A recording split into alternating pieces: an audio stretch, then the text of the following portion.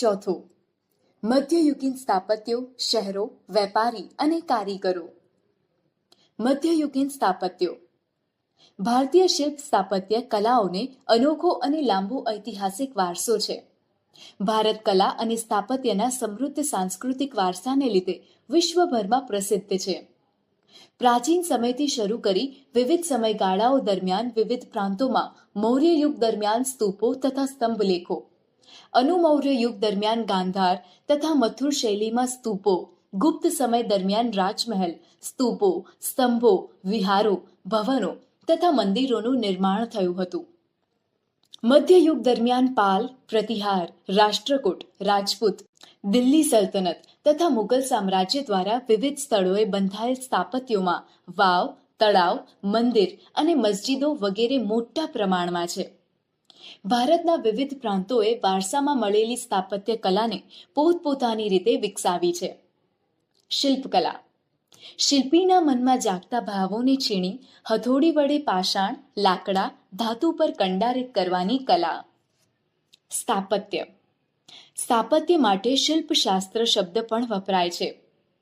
સ્થાપત્યનો સરળ અર્થ બાંધકામ એવો થાય છે. મકાનો, નગરો, કૂવાઓ, કિલ્લાઓ, મિનારાઓ, મંદિરો, મસ્જિદો, મકબરાઓ, વાવ વગેરેના બાંધકામને સ્થાપત્ય કહે છે. સ્થાપત્ય કલામાં નિપુણ વ્યક્તિને સ્થપતિ કહેવાય છે. ભારતના સ્થાપત્યો. ઈસવીસન 700 થી ઈસવીસન 1200 સુધી રાજપૂત યુગ હતો.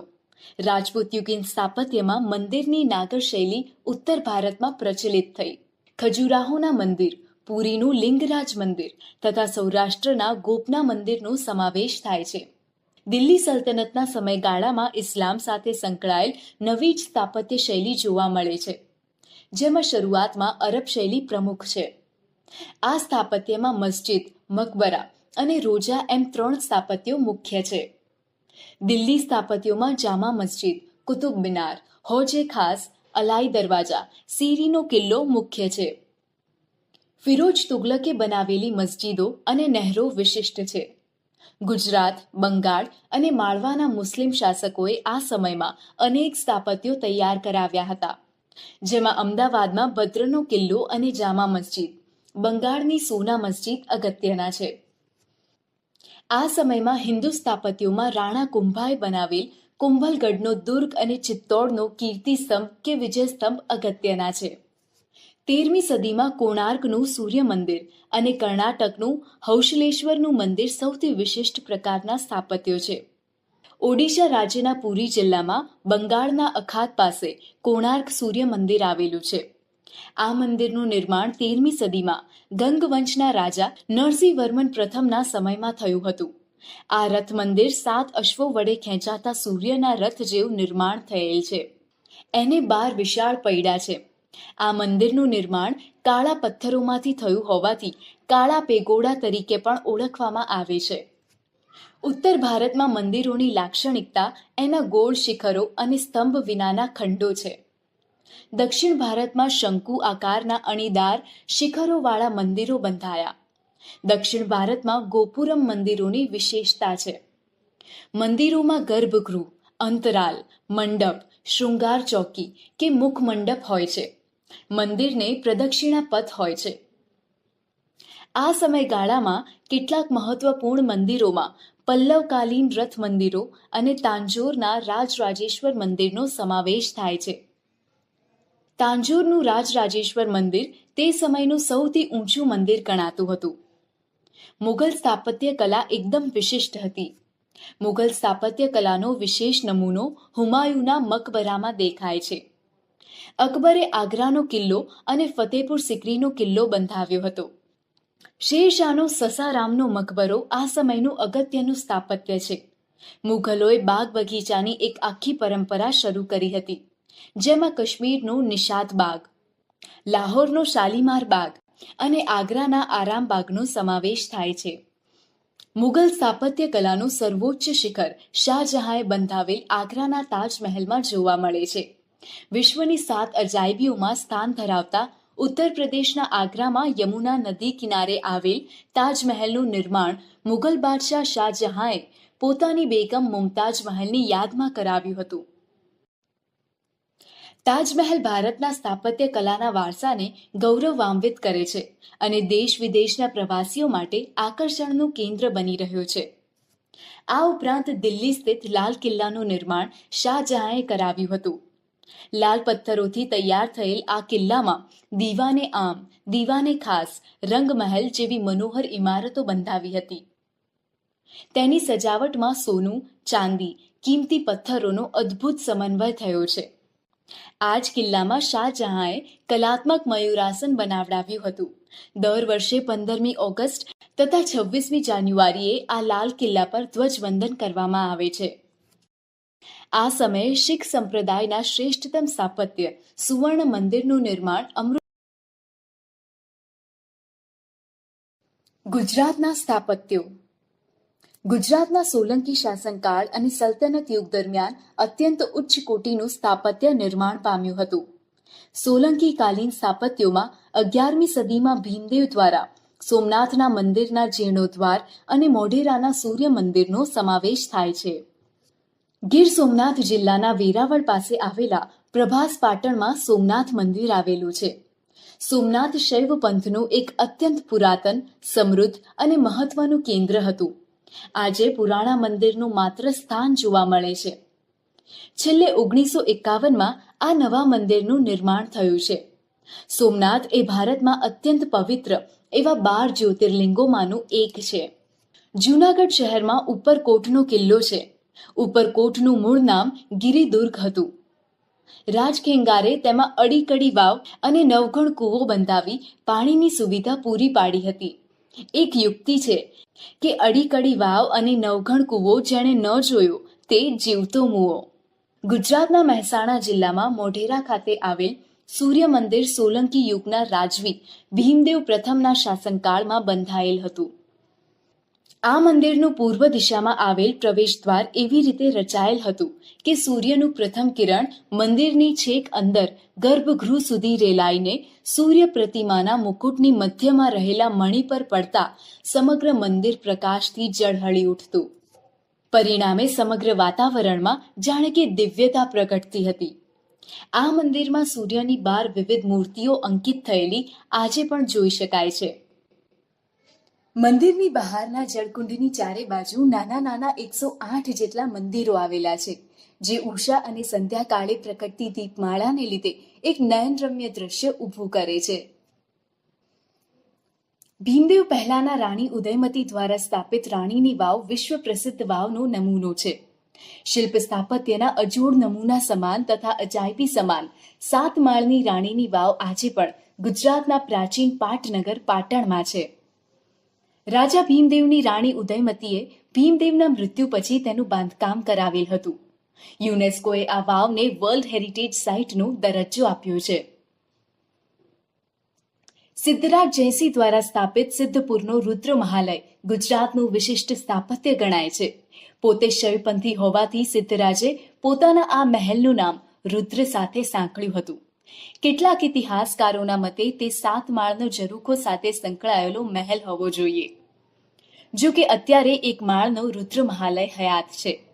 તેમાં સ્તંભો અને તોરણોના સ્થાપત્યનો સમાવેશ થાય છે. સિદ્ધરાજના માતા મીનળ દેવીના કહેવાથી ધોળકામાં મલાવ તળાવ અને વિરમગામમાં મુનસર તળાવ બાંધવામાં આવ્યા હતા. સિદ્ધરાજ જયસિંહના શાસન દરમિયાન પાટણમાં સહસ્ત્રલિંગ તળાવ બાંધવામાં આવ્યું હતું. આ ઉપરાંત વડનગરમાં કીર્તિ તોરણ અને શર્મિષ્ઠા તળાવ જોવાલાયક સ્થળો છે. ગુજરાતમાં સલ્તનત કાળ દરમિયાન અમદાવાદમાં રાજધાનીનું સ્થળાંતર થતા અમદાવાદમાં વિશિષ્ટ સ્થાપત્યોમાં અમદાવાદ શહેરની સ્થાપના અહમદ શાહ દ્વારા ઈસવીસન 1411માં કરવામાં આવી. આ સ્થાપત્યોમાં અમદાવાદનો કોટ, ભદ્રકાળીનો કિલ્લો અને જામા મસ્જિદ મુખ્ય છે. કિલ્લો જે વૈશ્વિક વારસાના સ્થળોમાં સામેલ છે. ચાંપાનેરમાં જામા મસ્જિદ અને ચાંપાનેરનો કિલ્લો તથા અડાલજની રાણી રૂડાદેવીની વાવ પ્રસિદ્ધ સ્થાપત્ય છે. ગુજરાતના અન્ય સ્થાપત્યોમાં હોજે કુતુબ એટલે કે કાંકરિયા તળાવ અને નગીનાવાડી, ડભોઈનો કિલ્લો, ખંભાત અને ધોળકાની મસ્જિદો મુખ્ય સ્થાપત્યો ગણાવી શકાય. અમદાવાદના વિશિષ્ટ સ્થાપત્યોમાં સીદી સૈયદની જાળી વિશ્વવિખ્યાત છે. તેની બારીઓમાં વિશિષ્ટ પ્રકારની જાળીઓની કોતરણી જોવા મળે છે. અત્યંત બારીક કોતરણી પથ્થરમાં નકશી કરીને તૈયાર કરવામાં આવી છે, જેને વિશ્વની ઉત્કૃષ્ટ સ્થાપત્ય કલાનો નમૂનો ગણવામાં આવે છે. પાદલિપ્તસુરી નામના જૈન મુનિએ પાલીતાણાના શત્રુંજય ડુંગર પર જૈન મંદિર નિર્મિત કરાવ્યા. દુનિયામાં એક જ જગ્યાએ પહાડ પર સૌથી વધારે મંદિર હોય તેવા પાવાપુરી અને પાલીતાણા સ્થળો છે. 24 તીર્થકર અહીં બિરાજમાન છે. પાવાપુરી અને સમીર શિખરની જેમ જ પાલીતાણા પણ જૈનોનું મહાન તીર્થધામ છે. ગુજરાતમાં એક વિશિષ્ટ સ્થાપત્ય તરીકે પાળિયાનો સમાવેશ થાય છે. પાળિયા સાથે કોઈ વીર ગાથાઓ જોડાયેલ છે. મોટે ભાગે આવા યોદ્ધાઓના પાળિયા યુદ્ધ સ્થળ અથવા તેમના મૃત્યુના સ્થળે બાંધવામાં આવે છે. આ પાળિયાની વર્ષમાં તેની તિથિ પ્રમાણે પૂજા અર્ચના કરવામાં આવતી હોય છે. ગુજરાતમાં પાળિયાના શ્રેષ્ઠતમ ઉદાહરણોમાં જામનગર પાસે ભૂચર મોરીનો સૂરજ કુંવરબાનો પાળિયો અને સોમનાથના મંદિર પાસે હમીરજી ગોહિલ પાળિયાનો સમાવેશ થાય છે. ચિત્રકલા. બાબરના સમયથી ચિત્રકલાનો વિકાસ જોવા મળે છે. ચિત્રકલા પર ગુલશન ચિત્રાવલી હમ્સનામા વિશિષ્ટ ગ્રંથો હતા. આકારીઝા નામના મહાન ચિત્રકારના નેતૃત્વમાં આગ્રામાં એક ચિત્રશાળાની સ્થાપના કરવામાં આવી હતી.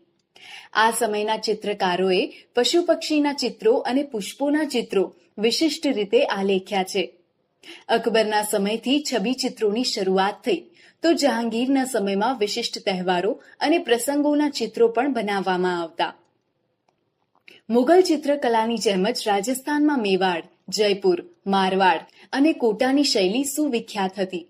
ગુજરાતી શૈલી તળપદી, સાદી અને કથા પ્રસંગને વિશદતાથી રજૂ કરતી અને લોકજીવનનો ધબકાર ઝીલતી સજીવ કલા હતી.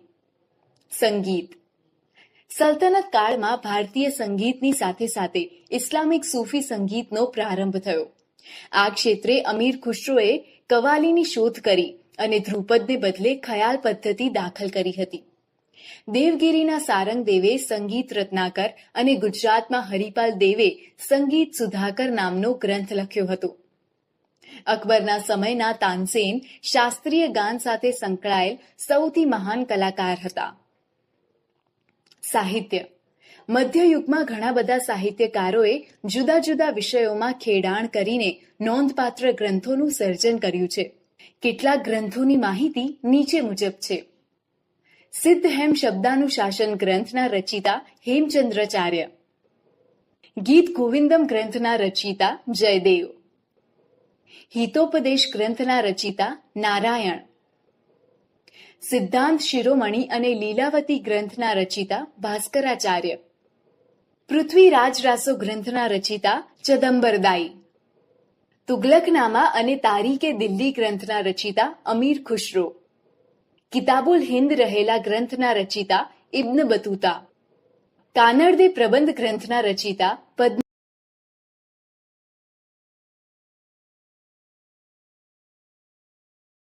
લોકનૃત્યો અને હસ્તકલા. ગુજરાત તેની લોક સંસ્કૃતિ, લોકનૃત્યો તથા ભરત ગૂંથણ જેવી હસ્તકલા કારીગીરી માટે સમગ્ર વિશ્વમાં વિખ્યાત થયું છે, જેમાં ભવાઈ નાટક જેવા પ્રકારનો પણ સમાવેશ થાય છે. ભવાઈ લેખન અને ભજવવાનું શ્રેય અસાઇત ઠાકરને ફાળે જાય છે. ઝાલાવાડ વિસ્તારમાં પશુપાલકો એક વિશિષ્ટ પ્રકારનો રાસ રમે, જેને હુડો કહેવામાં આવે છે.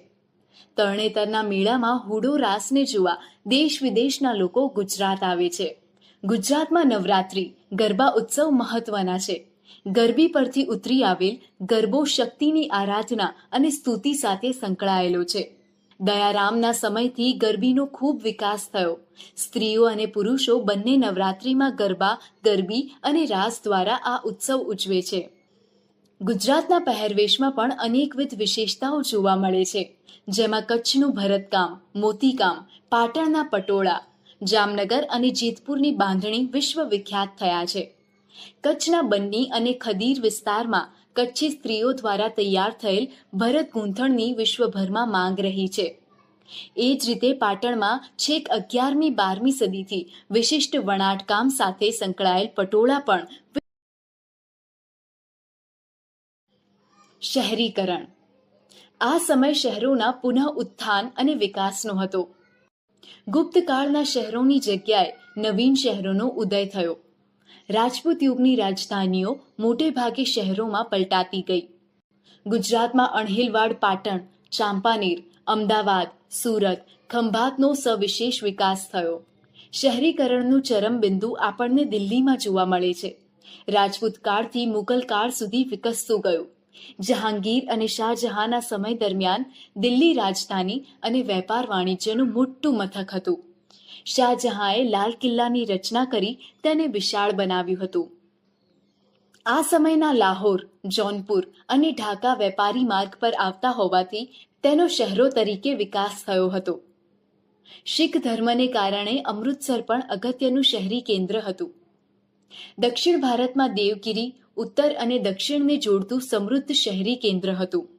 મરાઠા સામ્રાજ્યમાં પુણે, સતારા, ગ્વાલિયર અને વડોદરા જેવા શહેરોનો વિકાસ થયો હતો. તો યુરોપિયન કંપનીઓના આગમનને કારણે દીવ, દમણ, ગોવા, મુંબઈ, મદ્રાસ, પુડ્ડુચેરી, કોચી, ચંદ્રનગર અને સુરતનો શહેરી કેન્દ્રો તરીકે વિશિષ્ટ વિકાસ થયો હતો. વિજયનગરની રાજધાની હમ્પી હતું. હમ્પીમાં આવેલા વિદેશી મુસાફરોએ હમ્પીના વિશિષ્ટ હુન્નર ઉદ્યોગોની માહિતી આપી છે. વિજયનગરથી સુતરાઉ કાપડ, રેશમી કાપડ અને મસાલા સહિતની ચીજ વસ્તુઓ યુરોપ સુધી જતી હતી. હમ્પીમાંથી 3 પ્રકારના સુવર્ણ સિક્કાઓ મળી આવ્યા છે, જે દર્શાવે છે કે હમ્પી હુન્નર કલાનું અને વેપાર વાણિજ્યનું મોટું કેન્દ્ર હતું. ગુજરાતના ભરૂચ અને ખંભાત બંદર પછી ખાસ કરીને 16મી સદીમાં સુરત ભારતનું મહત્વનું વ્યાપારિક કેન્દ્ર હતું.